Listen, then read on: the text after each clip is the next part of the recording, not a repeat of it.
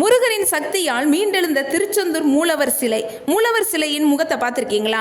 அதை பற்றி பார்க்குறதுக்கு முன்னாடி நம்ம வீடியோக்கு ஒரு லைக் பண்ணுங்கள், சப்ஸ்கிரைப் பண்ணுங்கள். தமிழ் கடவுளான முருகரை பிடிக்குன்னா ஒரு கமெண்ட் பண்ணுங்கள். தமிழ் கடவுளுடைய 6 படை வீடுகளில் ஒன்று திருச்செந்தூர் மூலவர் சிலையை பார்த்துருக்கீங்களா?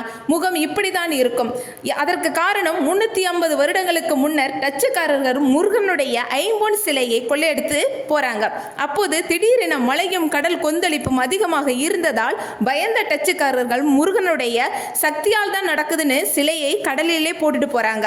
சில நாட்களுக்கு பிறகு முருகனுடைய பக்தர் கனவில் வந்து முருகர் தன் சிலை கடலில் விழுந்த பகுதியையும் அதன் வழியையும் முருகர் கூறிவிட்டு மறைகிறாரு. அந்த பக்தர் ஊருக்காரர்கள் சிலரை வைத்து படகு மூலம் சிலையை மீட்டெடுத்து வந்து மூலவர் சிலையை கோவிலில் வைக்கிறாரு. பல வருடமாக கடலில் இருந்ததால் அரிக்கப்பட்டு மூலவர் சிலையின் முகம் இப்படி தான் இருக்கு.